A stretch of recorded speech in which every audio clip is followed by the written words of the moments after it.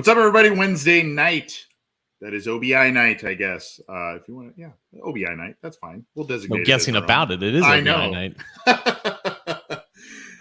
Oh, boy, what a week already. And it's barely halfway through. Is it halfway through yet? I don't know, depending on how you're looking at it. But the good news is there is a holiday weekend ahead, and there is a lot of things going on with the Cincinnati Bengals and around the NFL, really, because of final cuts. The Bengals, in a matter of 24 hours since announcing some final cuts and finalizing the roster, have done a lot of different things, and we're going to talk about that. I'm Anthony Cosenza, joined as always by my partner in crime, John Sheeran. Busy week, man, but things are shaping up pretty nicely for our Bengals. It is a busy week. It's always a busy week seeing everything kind of get leaked before the Tuesday at 4 p.m. deadline. And then it's like, okay, when is the team actually going to release this thing so we can just get on with it? And they waited up until I think the 4:01, so like a minute after the deadline. And then you got the practice squad forming. So a lot of guys who are receiving some good news, some bad news. But, as we are pretty experienced with this kind of situation, everything is fluid. Everything is changing. We claim it to be the final 53, but it's anything but the final 53. I think we should just start a movement to call it the initial 53, like the first of many, to kind of get away from the final stigma. 1.0. For some players, unfortunately, it is like the final stop, I guess, of their careers and their journeys. And it's something we don't really talk about, but for many others, it's the beginning of, they're on this team and they're on this team. But yeah, we got a lot of players to talk about tonight. We have a lot of players to talk about. It's Jay Tufele season. It is Jay Tufele season. You're Trojan, man. Congrats. Hey, that's a good move. We'll talk about that. Interesting move and some other interesting moves that they made even after this roster was announced. We took the air yesterday, and we won't belabor this, but just in case you missed that episode, and why would you have missed it? But in case you did, we will share with you a little bit of just a recap of what's going on with the 53-man roster. There was a lot to follow up with, and this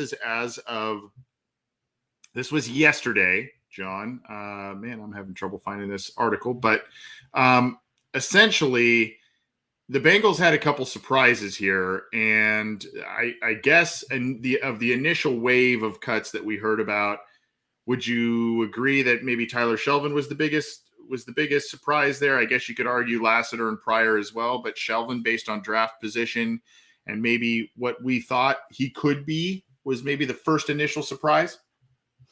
I don't know. I feel like there wasn't a ton of people kind of proclaiming or projecting Shelvin was going to make the team at all, just because of how this preseason was going. The fact that it never really seemed like he was surging up the depth chart by any means.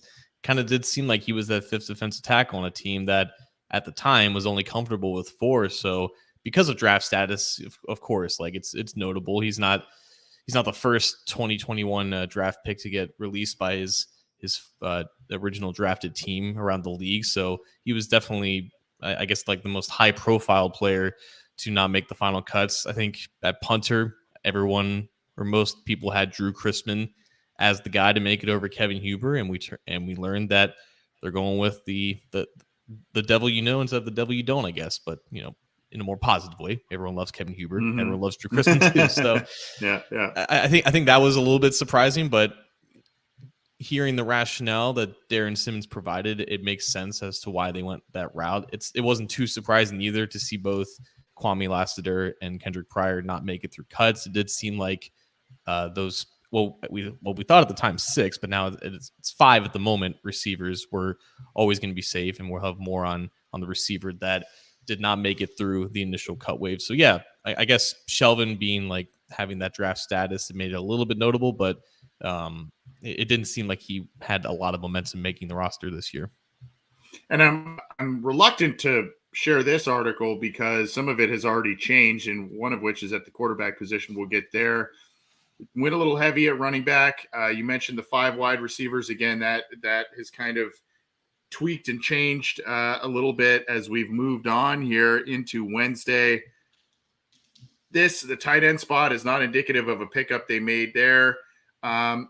Offensive line, obviously, there's another pickup there. I guess that's probably where we should go next instead of sharing this one a little outdated. But I mean, I guess the initial shock with me was maybe one of those wide receivers, but also the fact that Shelvin, to me, I don't know. I guess I just had a soft spot for him. I thought he was a guy that was going to do something, and this was maybe the year to do it, especially with, I know he doesn't play the same type of position as him, but with a Larry Ogunjobi out of the door there, just maybe a little extra room on the defensive line, interior defensive line for him, maybe never came to fruition there. But here are some of the recent acquisitions with the Bengals across the waiver wire here, and they made some moves, and we'll get to one that they are still potentially working on in just a second here. But the Bengals land Devin Asiasi out of UCLA, a tight end who has been with the Patriots. Max Sharping, a very interesting offensive lineman who had been with the Texans, and then Jay Tufele, who we actually profiled on this show over a year ago, was a mid-round pick by the Jacksonville Jaguars, and did not make it through the final cuts this year. And so Tufele now claimed on waivers from the Bengals there. Kendrick Pryor does go to Jacksonville, though, so there are some swap outs there. But your impressions of all this stuff, John? First impression was, thankfully the Bengals picked up guys that I knew, so I didn't have to research that much. It wasn't like a random Nick McLeod or a Shane or Wyatt Ray, who they picked up last year. So it's nice when you have guys that were kind of common names throughout their respective draft cycles. He went all the way back to 2019 with Max Sharping. And when he was waived yesterday, that was one of the guys that I thought to myself, yeah, they should definitely put in a claim from him. It was just a situation, I think, for him where he didn't necessarily go to the best place to develop, and he needed development time coming out of Northern Illinois. But I remember leading up to the 2019 Senior Bowl, and he was on the roster, and I figured I better do some research and some film study on some of these guys before checking them out. And he was the guy that stood out the most to me out of the guys that I watched before those practices. He didn't really like blow away anyone in the practices. He just kind of had an up and down week, but he seemed like a guy, granted against weaker competition, that just had a knack and for knowing what to do and just being aware, and just the game itself. Like, he seemed comfortable at the position at left tackle at the time. Like, it wasn't too fast, wasn't too physical. He just had a knack of knowing what to do. It just felt like the guy was well put together, I guess. And I think he was entering the NFL in a good mindset, I guess, if you will. I don't know. It just kind of stood out in film that, like, yeah, this guy gets it, I guess. And he went to the Texans. They played him multiple spots on the offensive line, mostly left guard, but he played at like the right side of the line this past year, and he wasn't as good. And maybe that was part of the reason why they didn't want him around anymore, that he was just kind of the odd man out and coming off of an off year, I guess. But I think the potential's still there. He's 3 years into the league now, so there's development there already with him. Maybe he's at a point where he's just now reaching the peak of his ability, the peak of his potential. And anything, I think, most importantly than anything, I think he's one of the guys now, or maybe the only guy, that they can, with somewhat confidence, bring off the bench and just be competent, like be an okay reserve. And they don't really have that. And any of the guys that they have behind their 5 starters right now, I don't know if he's good enough to compete with Cordell Volson, like right out of the gate. Maybe that competition is formed later down the road, whether it be this season or in the next offseason. But just a guy who, at both guard spots and maybe one of the tackle spots, can just come in for a pinch in case of injury and just be okay. And they definitely need that. They definitely need that. Sharping, I remember you talking about him quite a bit, and some others, and I remember kind of looking at him during that draft process.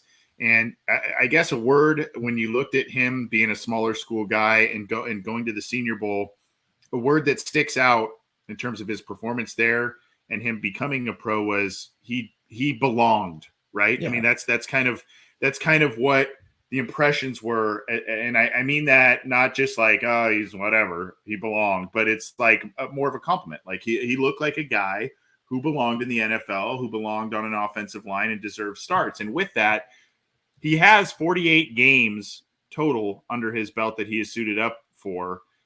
One missed game in 2020, but other than that, he has been available for all of them and started 33.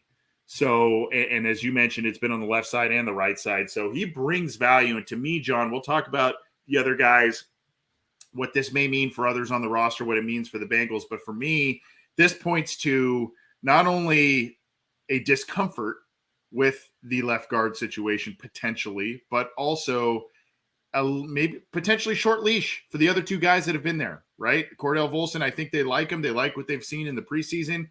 Zach Taylor on Wednesday called him the starter at left guard, but I don't know how sure of a thing. I think we've liked what we've seen from him for the most part, but we have not liked what we've seen so much from Jackson Carman, his presumed backup. And now you bring in a guy Sharping, and this is a guy, like you said, could be adequate, could be a nice fill-in guy if there is an injury, God forbid. And this is the route they decided to go instead of potentially a Quentin Spain or someone of the like. They decided to go here, and this is where they wanted to go. This seems like a guy that could be a good roster addition, even as a swing backup guy. And I like that you brought up Spain here, because he was obviously a fan favorite to be brought back into the equation because people know who he is. He's, a known quantity, I guess, especially within this system. But I think you can kind of translate what happened here with Sharping and Spain to just the Bengals' overall just approach in free agency. They definitely prioritize guys who are still in the prime of their careers, the guys who are more on the upswing. And I think when you're comparing Sharping and Spain, the difference is very negligible. In fact, I think you might just give the edge to Sharping just because of how Spain's previous season ended. Now, I know that he was dealing with injuries and whatnot, but again, you're talking about a guy who was more on the downswing, and a guy in Sharping who, from everything I've heard, like it wasn't the fact that he was having a bad offseason or a bad training camp. He was just kind of like the last guy out of the equation, which is kind of weird because you would think the Texans would need as many quality players as possible. But yeah, and new coach too, right? I mean, right, sometimes that just plays into it.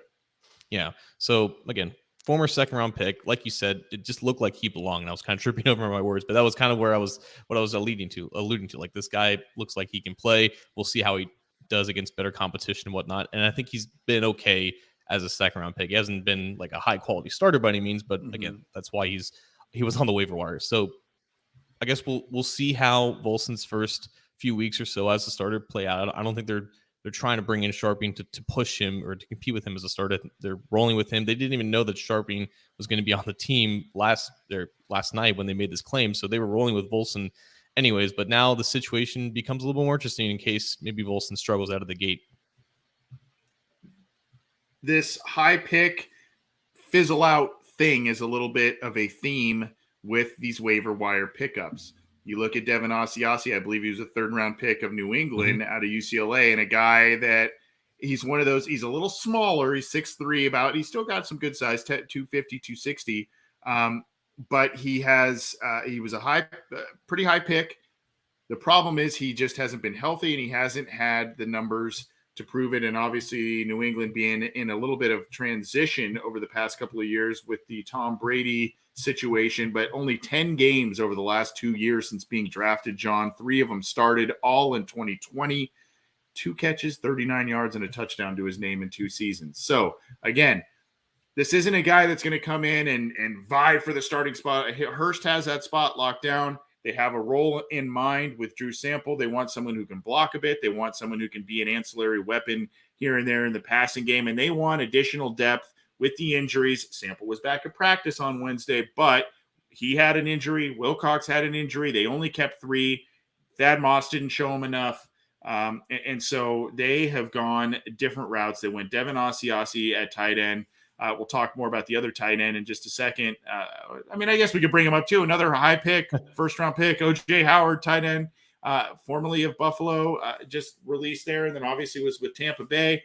Another guy that would seemingly be in a good 2A, 2B at the tight end spot as well. He has blocking prowess, so that's what this role is going to be. So at first blush, when you look at Devin Asiasi's numbers, you go, 2 catches. I mean, good Lord, but you have to figure injury issues, team in flux, and you have to also, if you're the Cincinnati Bengals, you have to be on that side of the table and envision the role that they likely have in mind for a guy like him, or even an O.J. Howard.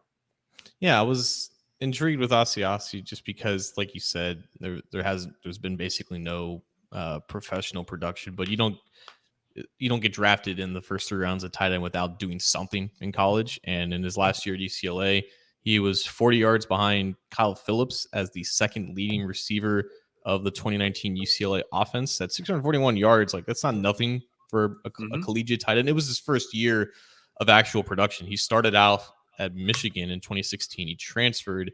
He didn't really do much of anything 2 years later at UCLA. So his final year at UCLA, he finally popped off and produced like a quality tight end, which got him drafted in the 3rd round.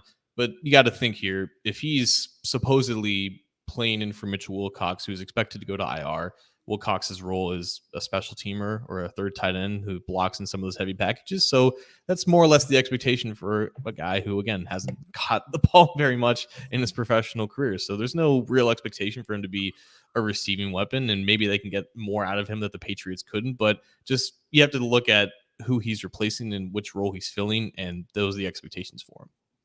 The Howard thing is interesting, getting a lot of questions. Are they going to sign Howard? Are they going to sign Howard? Here's what we know. Here's the latest. And again, it may be a little bit of a numbers game, a little bit of an interesting situation played out later in the day with a certain position group, not the tight end group. We'll talk about this in a minute too. But here's what we know. The Bengals were heavily interested in O.J. Howard once he was released. They put a waiver claim into Ossie as well. Ossie was granted to the Bengals, so he is on their team. They were visiting with O.J. Howard on Wednesday, and that visit was still going on, apparently, per Ian Rappaport of the NFL Network. That visit was still going on even after the Bengals were awarded Ossie off waivers. And it sounded like Zach Taylor subsequently said, we don't anticipate any more signings today. But after that quote, Rappaport followed that up by saying he's still there visiting with the team. So now it kind of becomes a numbers game, John. And then who, do you keep 4 there? And if so, does that mean Wilcox is out the door? If you keep an O.J. Howard, Ossie, Drew Sample, Hayden Hurst, is that what you do with the tight end group? And then maybe you continue to go light at wide receiver. As of now, I would.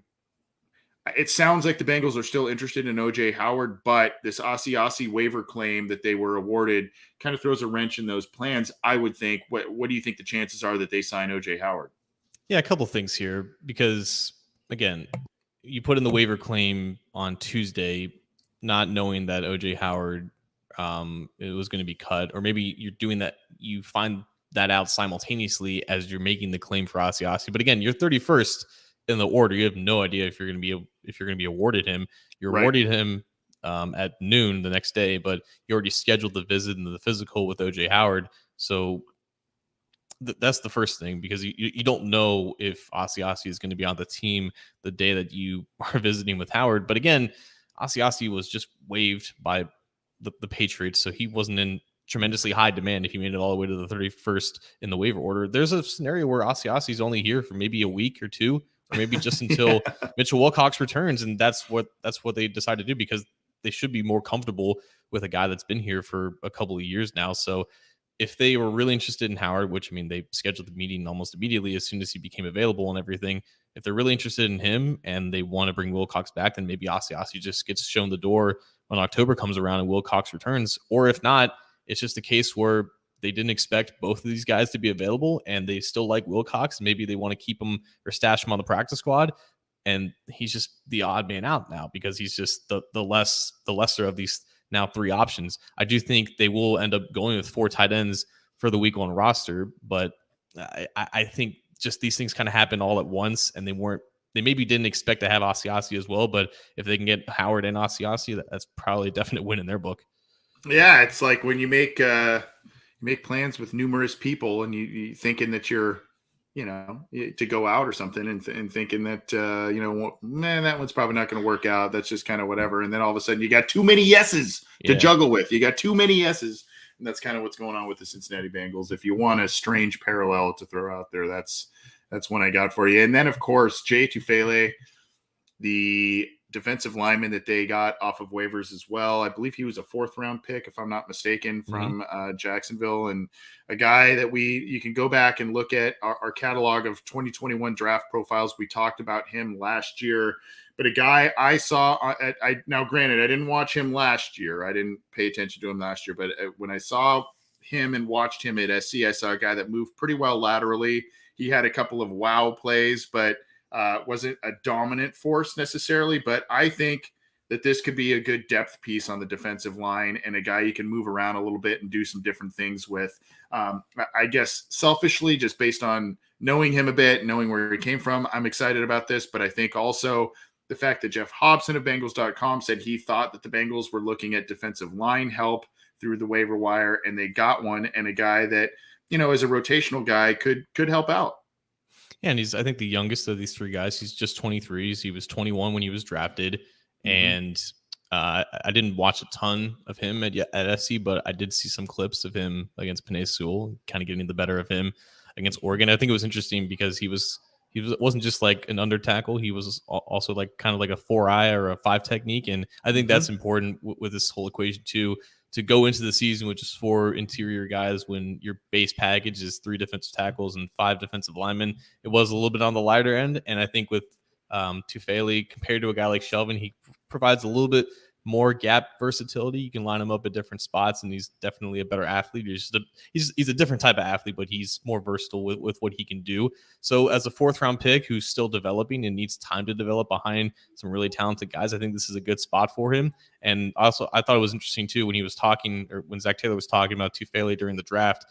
He was like higher on their board entering the 4th round, and then the Jags took him right before the Bengals were on the clock. The Bengals take Cam Sample, so now you're in a situation where you got 2 guys that you would have taken at that spot, and you got both of them. And that's the reality with some of these waiver claims. Some players just end up on teams that they were originally targeted to, and now they got the best of both worlds. What's kind of cool when you look at all of these guys that either they have claimed off of waivers or are looking at, in the case of OJ Howard, former 1st-round pick, Max Sharping, former 2nd-round pick. You look at Asiasi, former 3rd-round pick, and now Tufele. I mean, these are pretty high picks that were spent from other teams that the Bengals are now taking chances on. So you like to see them be aggressive, and even after this successful year that they had last year, even though there wasn't seemingly a lot of roster spots open, and you'd hate to see some players go and think that they're on the team and then off the team and all of that. But at the same time, John, you like to think that never totally satisfied type of mentality, and let's keep tinkering, let's keep trying to improve where we can. I like the aggression. It's definitely different, and I know it's been 4 years now since Marvin Lewis, but it's definitely still a noticeable difference compared to just being content with the people and always being aggressive, looking at upgrades. And like you mentioned, they had to release or waive some guys in order to make these moves possible. So they terminated the contracts of both Brandon Allen and the safety Michael Thomas, just because they're vested veterans. They don't have to go through the waiver wire process. And they waived Travion Williams because he's still like a 4th-year player, so he has to go through waiver claims. They're expecting that Williams, I think, passes through waivers and they can bring him back on the practice squad. I'm sure they have. I think Ben Baby put it as an under the table handshake deal that he's just going to be resigned. I guess the variable here is Mike Thomas, the safety.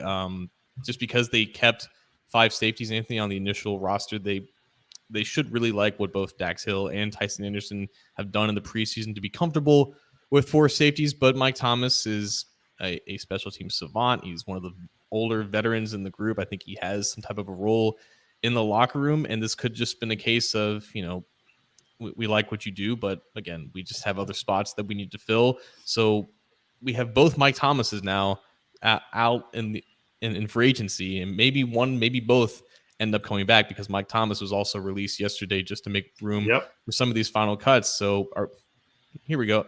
Do none of the Mike Thomases return? Do one of the Mike Thomases return? Or do both of the Mike Thomases return? That's a good question. I don't know that I fully have the answer. I would think that both return in some capacity. Whether, I have an inkling of that, just because the safety situation it's a little bit interesting with Brandon Wilson on the PUP list. Obviously they got Dax Hill and they kept Tyson Anderson, and they like, what they have there overall, but you maybe want a little extra depth. And then of course, Mike Thomas, the receiver, has always just kind of been a Zach Taylor guy. They had a connection with the Rams, and he's been on this team really kind of since the early days of the Zach Taylor tenure. And he's had a couple decent moments on offense. And then, he's also one of those special teams guys. So I wouldn't be surprised to see both of them back in some capacity, but again, this is all about numbers, and they kind of have done some things in numbers and position groups that have, I don't want to say fully surprised me so far, but just they've done some different things, and they keep maneuvering and keep massaging the numbers here. So it also wouldn't surprise me to see one or neither of them back as well. So I don't really have a good answer for that. I think it's going to be both, because I think 5 is too little or too small of a wide receiver group for their liking. I think they still love what he does as special teams, like you said. He's got a great relationship with the head coach. So I think Mike Thomas definitely returns.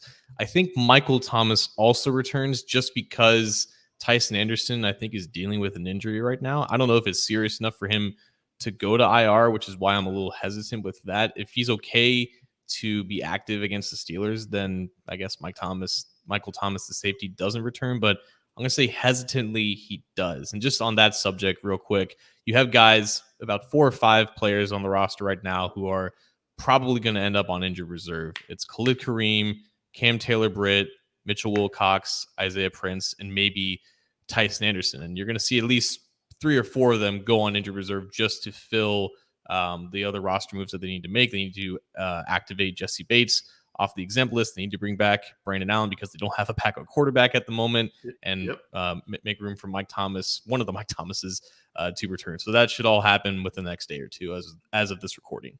And that should settle the dust, as they say, for the final roster spots. But again, this is kind of a nuanced, got to go through some weird steps, jump through some weird hoops in order to kind of finalize things, get guys on the IR list. Obviously, some of those guys should be IR return, short-term IR type of candidates there.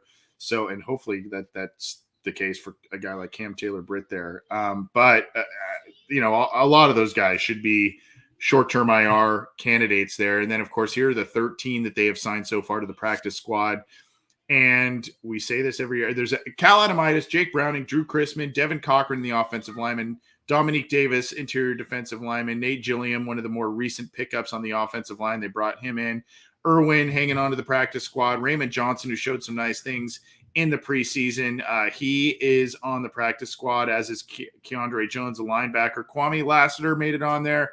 Thad Moss on the practice squad. There he is, linebacker to Grace Scales, and defensive tackle Tyler Shelvin, all on the practice squad so far.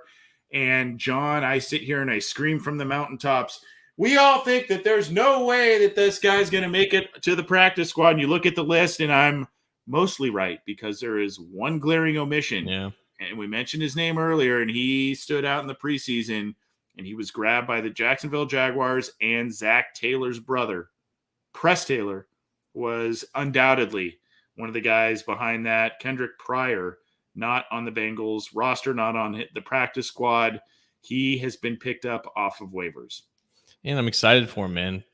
You got Kirk down there. You got Marvin Jones. I think they just traded away Laviska Shenault. So there's an opening, I guess, for someone to kind of fill that void as a starter. I don't think he's going to be starting for the Jags, but they're the Jags. They need as many players as possible. So the Jags were first in the waiver wire order, and he was claimed by them. I would like to see how many other teams ended up making a claim for him. But yeah, there's sometimes one guy that kind of doesn't quite slip through the cracks. And when you put as much good tape as Pryor did, sometimes that is an inevitability. I kind of thought that he was going to go untouched or unclaimed in waivers, just because there's just a plethora of receivers that always kind of pop off, and that market is very saturated, especially even on the waiver wire. But great for him to actually get a shot. And I guess it didn't come until he didn't learn about it until noon today. So he was about to sign a contract to rejoin the Bengals on the practice squad, and then someone came down to the locker room and said, nope, you got claimed by Jacksonville, and he was looking for a flight to get down there as soon as possible. So great for him. Great story. I hope that he does well with Trevor Lawrence. Yeah, and I think to your point a little bit, and I may be grasping at straws a little bit in saying this, but I think part of the reason, at least in recent years or this year maybe specifically, that some of these guys are getting claimed off of waivers and getting harder looks is because fewer and fewer teams are playing their starters. Fewer and fewer teams are playing heavy rotational players and giving some of these guys a little bit lower on the depth chart a good chance to shine and hopefully get a shot somewhere. So good for Kendrick Pryor. I think we all wish he was with the Bengals, but good for him to get a shot with Jacksonville and on their roster there, claimed by them. So John, I guess the last thing we kind of want to talk about before we transition here, any thoughts on Cordell Volson? Because this is now where, aside from the roster, and obviously we talked sharping, so we touched on Volson a little bit, but he has now been proclaimed the starter by Zach Taylor. He, unless something weird happens, will be the starter against the Pittsburgh Steelers at left guard, alongside Jonah Williams, alongside Ted Karras, alongside, the whole crew, Kappa, Collins. So now, I mean, your thoughts on this? I think he earned it based on who he was competing against and what was shown there, but your comfort level with him, and can he just kind of at a minimum kind of just keep things afloat with that position and have the other guys kind of anchor things and hopefully massively improve off of what we saw last year from the offensive line? Yeah, I think when you just look at it from a game by game perspective, there's definitely going to be moments where he's in there and he lets the guy blow by him, or maybe he is a little bit late out of his stance. There's going to be some ugly plays. He's a rookie playing against, in his first game, the Pittsburgh Steelers, who are just always just great and well coached at defensive line. There's going to be some rough moments, and I think that's fine. That should be expected over the course of the season. I think when you just look at it from a macro view, I think at that point you're going to see things kind of level out. The highs are not going to be that high, but the lows are not going to be that low. Again, there's always going to be those moments where he looks like a rookie, and that's perfectly natural. It happens to even the best rookies, the rookies that are drafted in the first 15, 16 picks. But this is the real time now. He's going up against starters for the first time in his career. It's not in a practice situation against the Rams. It's week 1 of the NFL season, and he's got the Pittsburgh Steelers. So, it might be rough here and there, but I do think that over time, over the course of a long season, it's going to be okay. It's not going to be sticking out like a sore thumb multiple times a game. He's not going to be this crazy liability. I think he's shown enough where by the time the season really gets rolling, he'll be well acclimated and he'll be okay to just be that fifth guy. And that's what they've been waiting for so long. Just their worst guy, just be there, just be consistent, do the right things. Just don't do too much, don't too little. I think they're finally there, but we got to see it to believe it. Don't implode drives.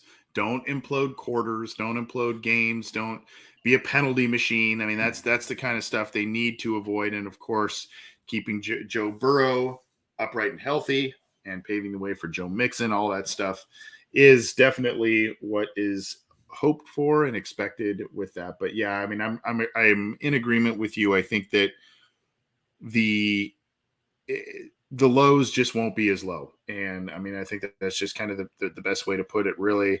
And when you look at what he showed in the preseason is an ability to recover, like you said, from a bad initial step or a bad initial part of a snap. He has shown the ability to kind of recover and just kind of hang in there and not let an initial bad step or an initial bad moment of a snap kind of implode the whole play, right? I mean, that's kind of what they need, because they haven't had that from a variety of players that they have tried at those spots. Right. And just being a rookie, like, you're going to see things that you just haven't seen before in your career, especially coming from a smaller school where you're facing D2 opponents. You're going to see advanced pass rushing moves that maybe not even the Bengals defensive linemen have done against him in practice. So there's going to be moments where he's caught off guard, and it's how quickly you respond from play to play. But also, just as an offensive lineman, you need to be able to recover. You need to be able to absorb power, to stick your feet in the ground and just not get blown off the line like some of the other Bengals offensive linemen have done in recent years. But I think he's got the tools, and they see that, and they're very clear about what the situation is between him and Jackson Carman. Zach Taylor was very blunt when describing what Carman is at this point. He's a backup. He still has a future in the NFL in some capacity, but right now he's just not ready to start. And Cordell Volson is, and kudos to him for just kind of running with it. Again, Jackson Carman, just 22 years old. Cordell Volson, 24 years old. I understand the knee-jerk reaction nature to be like, get rid of Carman. Yeah. There's still time for development there, and with the age, with the draft capital they used on him, they're gonna commit to that, but they're not going to just award him a job that he did not earn, and that's kind of indicative of what we're seeing here. So all of that kind of puts a nice bow on what we've witnessed over the past couple of days with the final roster, the waiver wire claims, the practice squad additions, everything with the Cincinnati Bengals. Again, some more tweaks probably to be made later in the week in terms of IR, bringing some guys back, and then really kind of having a finalized roster at that point. But for now, we have a pretty good idea as to who will be playing, who will be on the final roster, and who will be on the practice squad going forward.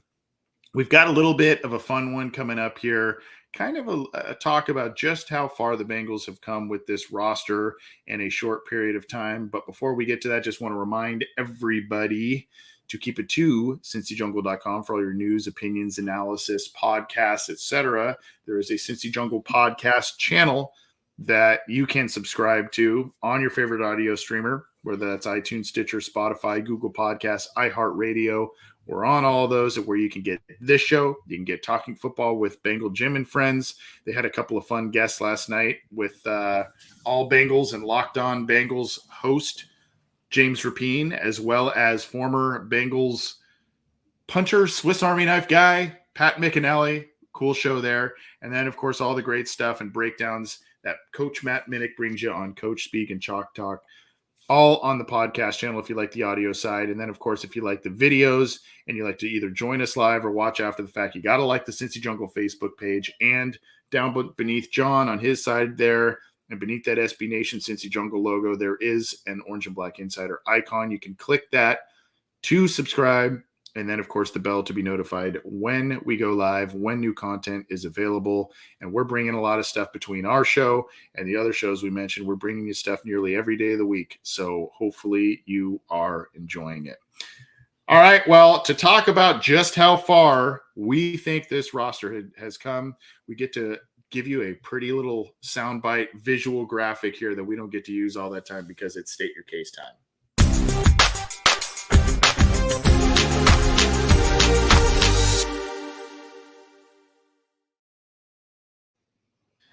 All right, John.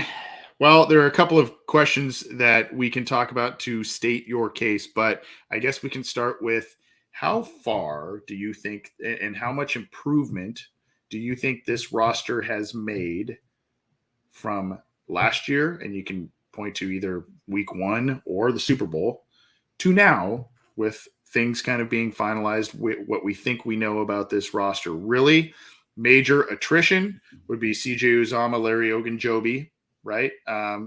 There's maybe a couple of others you could point to there. But major additions, Lael Collins, Alex Kappa, Ted Karras, the draft picks.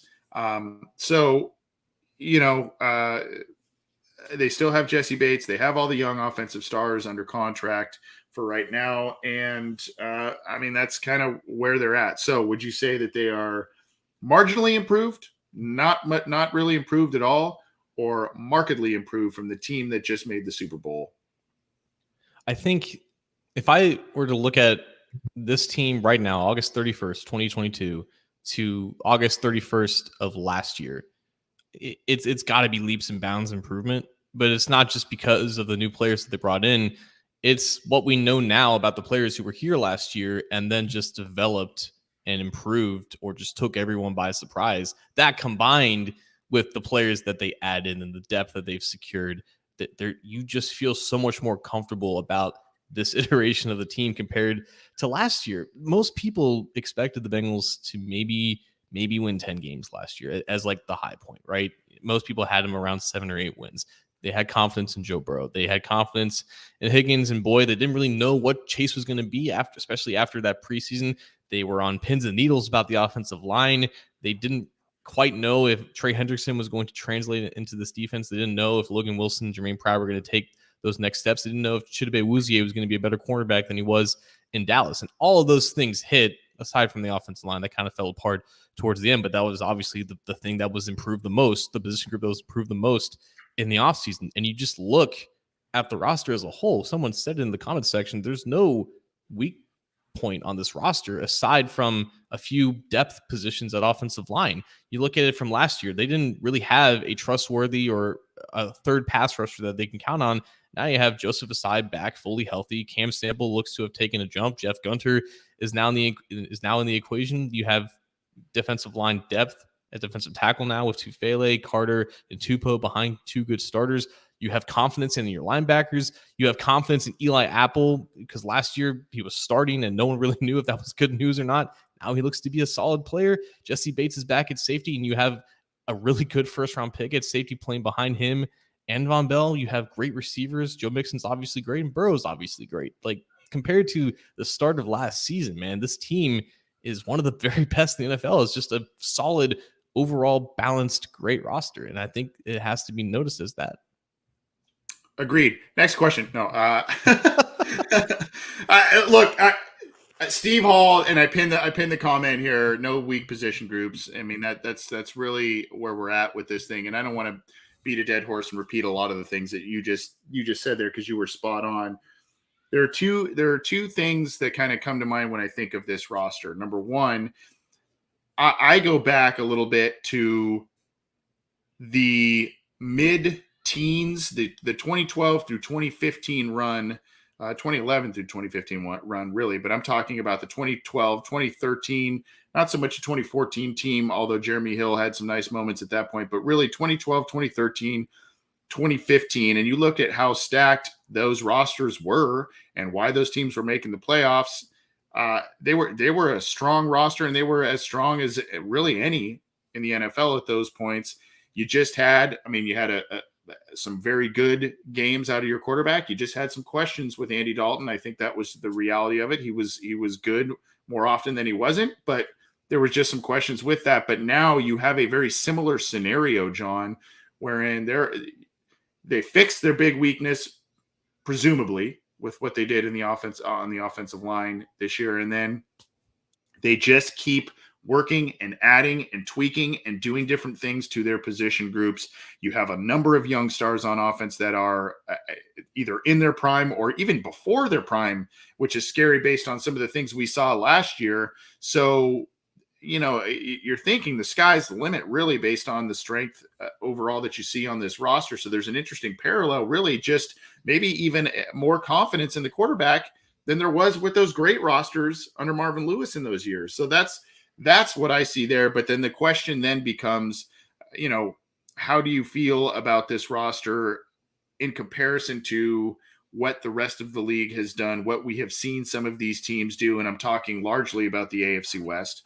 I'm talking largely about a team like the Miami Dolphins on the Bengals schedule, by the way, and some of these other teams really in the division and otherwise that, maybe coming for them. So that's really where you got to weigh this out. Now, when you look at where the Bengals, kind of a second part to this question, where the Bengals were at maybe post-draft and where they are after these moves that they have made and tinkered their roster, made the waiver wire claims, cut some of these players that were or were not cutting the mustard in the preseason. Are they treading water? Are they marginally better or markedly better than they were just a few months ago, right after the draft? I would say they're just marginally better. I don't think they messed up really any of these cuts. There was a couple surprise decisions, but nothing that I think makes them worse than what they could have been. And I like how you brought up just the state of the AFC and how every other team aside from the Bengals just pushed all of their assets into the middle of the table and just went all in. From the Bengals perspective, or at least to their standards, they kind of did, or they have kind of been going all in. Just in their standards, because they can't just throw out hundreds of millions of dollars in cash and whatever, but claiming 3 guys on the waiver wire, trading up in the second round of the draft, and spending on positions that you don't normally spend in free agency, that's new territory to them, and to them that is kind of going all in and keeping up with what everyone else is doing to keep up with them. So just looking at where it was 90 players in May to now 54 in August, yeah, I think they've made the right decisions. And just, I think the depth is the most glaring takeaway here because the starting lineup is barely changed from last year. But if you want to talk about that Super Bowl team and how attrition was finally getting to them and the offensive line was falling apart, there's still some questions about whether those guys can actually step up if that situation were to happen again. But all throughout the rest of the roster, I think you're confident in the depth of this team in the case that injuries actually or inevitably do happen. And just from 1 to 53, like this roster is pretty solid. And there's no Christian Covingtons. There's no, I don't know, like random linebackers that they've been rolling out there in case of injuries. Like they have guys that they can rely on in a pinch. And that is the sign of a team that is meant to go to the distance. Christian Covington is a decent player, but what you're saying there, he was the first I thought of, Well, I know what you're saying, and I don't want to put words in your mouth, but I know what you're saying. You're saying Christian Covington as a starter, as a heavy rotational player. Christian Covington as the occasional rotational player, as a depth piece is fine, and that tells you how far this team has come in a very short period of time. I would agree with you in terms of from, we're talking May till now, I would say marginally better. And there's a couple of guys, they lost White Hubert to retirement. They lost, some guys are hurt, especially at the tight end position, but they are not sitting back idly and saying, oh, we'll just wait till those guys come back. We'll just kind of cycle through the practice squad, call up and that sort of thing. They're being aggressive. They've been aggressive in free agency. They've been aggressive in the draft and moving it. They moved up in the second round to get Cam Taylor-Britt. They're moving it. They're doing different things, and they are not satisfied. They seemingly are not satisfied with the status quo. Or years past, if the Bengals had made the Super Bowl under Marvin Lewis or otherwise, they would have trotted out the same exact roster and really done very little in free agency to do that. They would have been very satisfied with that. I don't mean that as an indictment on Marvin or Mike Brown or anything like that. That just was the approach then. And it was a lot of, we're bringing back the same guys. We're running it back. We're running it back. We're running it back. They just went to the Super Bowl and they grabbed 3 new starters on the offensive line and, had another starter potentially if their star safety wasn't coming. I mean, they were aggressive. And so that's where I think we can all sit here and say, maybe marginally better from just a few months ago, markedly better from even a year ago or earlier this year in the Super Bowl. And that's why this is exciting. But that caveat that you and I both talked about what's going on in the AFC, you've got a healthy Baltimore Ravens team now. I think that's going to be a challenge for the Bengals. Obviously, a lot of the teams in the AFC West will be challenging. They don't play the AFC West per se. They play the Chiefs, obviously, but AFC West was last year. AFC East this year, that'll be challenging. You got Buffalo, a revamped Miami team. Who knows what New England's going to be? So, I mean, there's some challenges there, but, they did their part. They did their part.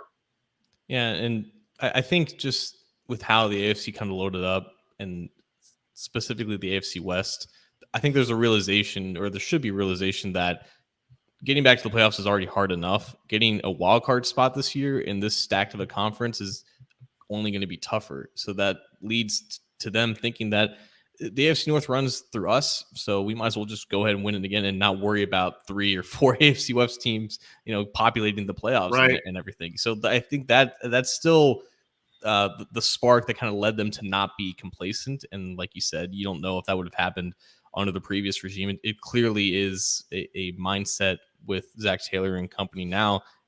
If you don't keep up, especially in this day and age, like, you're just going to get left behind. And they're riding a wave of momentum, and they have the luxury of not paying their quarterback $50 million a year yet. So, they definitely did the right things. And to their credit, some of their more traditional philosophies have paid off as well. I think when you look back at the draft, and I know they weren't really in a position to draft an offensive lineman with how the first round played out, but a lot of people are looking at cornerback too. Like Kyler Gordon was a name that was brought up at the end of the first round, and then they took a quote unquote surprise approach and took Dax Hill, who was by far the best player available, as more of a long term approach, because they knew they had questions at safety long term, and they were confident that they were still going to give him a role at the beginning. But imagine if they didn't take Dax Hill and he was thriving someplace else, and you have the question of Jesse Bates. So even that type of best player available, stick to the board, not really worried about going aggressive and taking the position that means the most this year, it still paid off for them for sure. Absolutely. Absolutely. Well, that's our take and us stating our case as to where the roster is at this moment in time and how much it has improved in really a short period of time. Let's close up. We're going to talk a lot about this next week, and we're going to get in depth and a lot of analysis and everything, and likely with special guests joining us.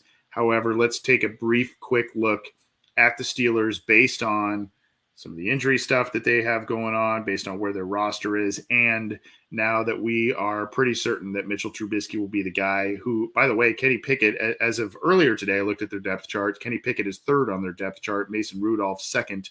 I don't know if that's been properly updated as of this point or not, but as of now, Mitchell Trubisky looks like the guy the Bengals will be facing in week one, which is predictable. And I kind of said the Bengals really – I think they're getting the Steelers at the most opportune time as possible. Quarterback situation, been unsettled for the past few months for the most part. I think a lot of people thought Trubisky would win it, but you've got a new guy coming in. It's not Ben Roethlisberger who's settled and all that kind of stuff. Despite what we saw from him the past year or two, you've kind of got a guy that's new there. A Steelers team that is maybe against the ropes a little bit based on just where their team is at this point in time. Just a lot of unsettled things, and the Steelers always seem to play better football down the stretch in general. So I think this is an opportune time, but I don't know if you have thoughts on that. And of course, Mitchell Trubisky seeming like the quarterback the Bengals will be facing in week one.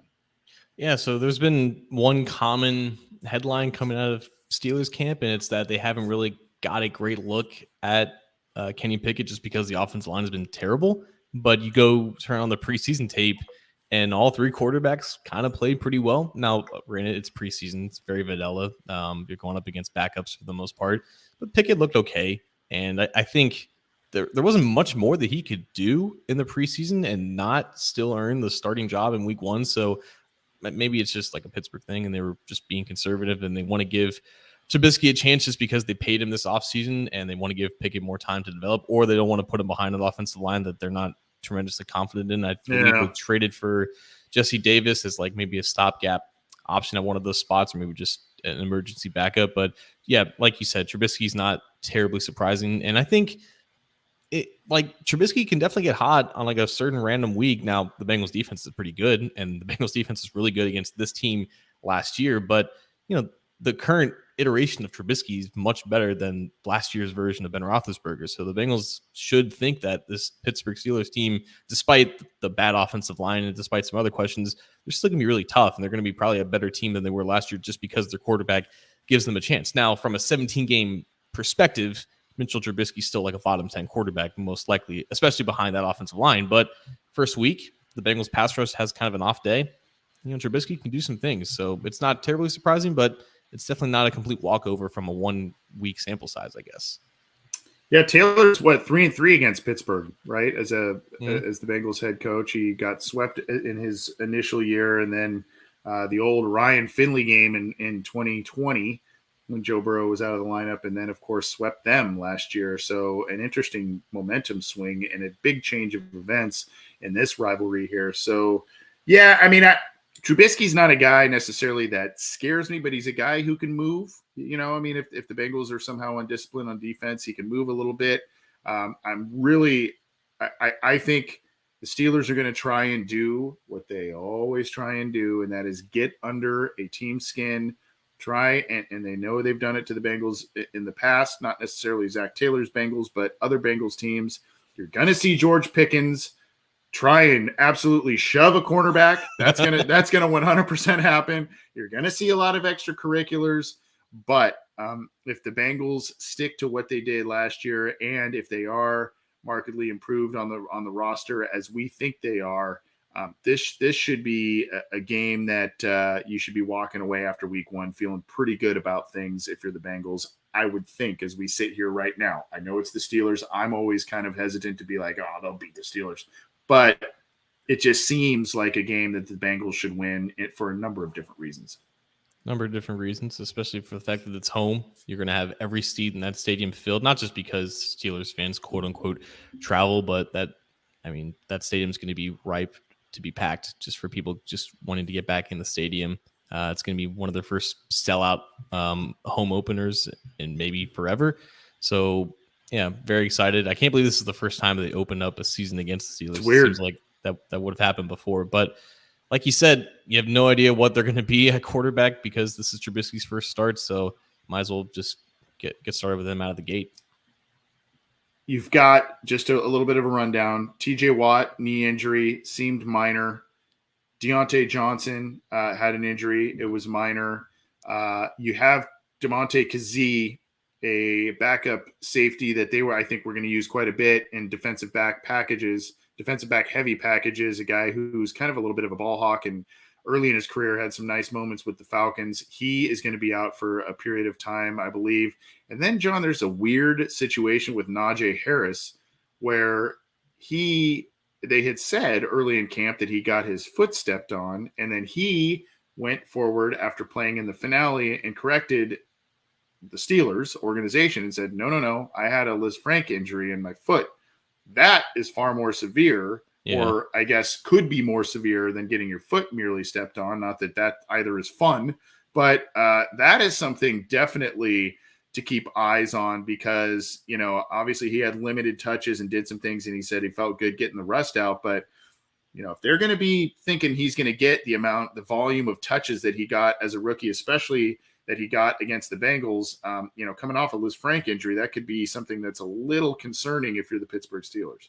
And we'll definitely learn more about that when we get the injury report. It would be kind of funny though if Ben passed the torch to Najee as he's got an injury ahead of the Bengals game, and we don't know if he's going to play, yeah, and then he's out there 100%. yeah. Oh, I don't know if I can do it. I don't know if I'm going to be able to do it. The old Ben Roethlisberger move. Oh man, it will be very weird to see the Pittsburgh Steelers play bizarre. The Bengals without Ben Roethlisberger out there, and not even Ben Roethlisberger hurt, because we've seen Ben exit games from the Bengals, Bengals games and whatnot, but just not there. It's weird. It's going to be very, very odd. So at any rate, the Bengals take on the Steelers. We'll have a lot more to get to next week in terms of breakdowns, matchups to watch, and all kinds of different things. So we will get that to you. Let's drop the mic and get out of here. John, what do you have for us? Nothing too much. We got a week left until the NFL, but for the most part, college football's back, baby. Go Bearcats. They're down in Fayetteville this week against the Hogs of Arkansas. I believe USC's got Rice on the docket as well, but I'll be up in Columbus to at least be around the Ohio State Notre Dame game. I'm not going to say who I'm rooting for. Go Irish, because I don't really like to publicly do that with that team, but I'll be going up with some family members who are OSU alums. I'll be wearing some red. I'll be wearing some black. I won't have an OSU logo on it, but should be a good time. You got any weekend plans, man? Weekend plans, not particularly. Obviously the extended weekend. I might do something more Sunday and Monday. Might watch the SC game, the second half of it, depending on things. But I probably gotta be a little bit of an adult on Saturday, unfortunately, and then Sunday maybe have some fun and do some different things. Nothing too special. Maybe I'll burn my face over a grill or something. I don't know. We'll see. I don't know. I don't know if I'm going to do that or not, but we'll see. How about you? I mean, yes, the last weekend without the NFL, without the Bengals. So. Well, you said you were going to Columbus, so yeah.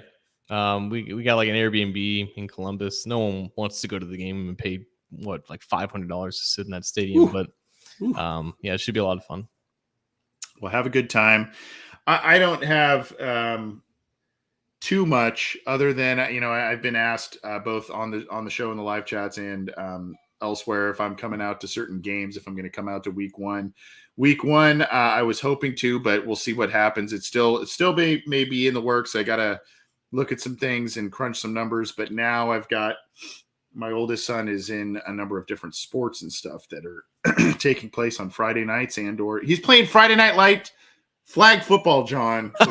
We're getting him going. Friday Night Lights flag football for the oldest. I know. And then, some soccer on Saturday, and I don't like to miss that stuff. But aside from that, a lot of stuff with life is just kind of caught up, and it's like, man, I haven't planned this thing. But I am planning to get out to Cincinnati sometime soon, and if and when I do, I'd like to make it a little longer trip to, potentially hang out with a lot of people, do some things, maybe something with the show or something like that. That'd be cool. But we will announce something if and when that is in the works. I've been asked about that. I know we've been asked about some stuff on the show. So nothing in the plans yet. I'm such a procrastinator. I guess that's just how I roll. But it does us no favors on the show and for watches and all kinds of stuff. But that's how I roll. But we will be sure to let everybody know. And I'm excited. I think this is going to be a really fun year yet again. Maybe not as fun because it's maybe a bit more expected than it was last year. But I think we're in store for a fun year, man. Winning is fun, man. No matter if it's expected or not. So absolutely, I got to get out. My brain's fried. I know you're right. It was a very poignant point you just made there to end the show. I like it. All right. Well, take care, everybody. Have a good rest of your week. We'll be bringing you all kinds of different stuff on the Cincy Jungle podcast channel, as well as on cincyjungle.com. Have fun. Be safe this weekend. And we will be back, as I said, with a number of different things to help quench your Bengals content thirst. John, have a good weekend, my friend. You as well.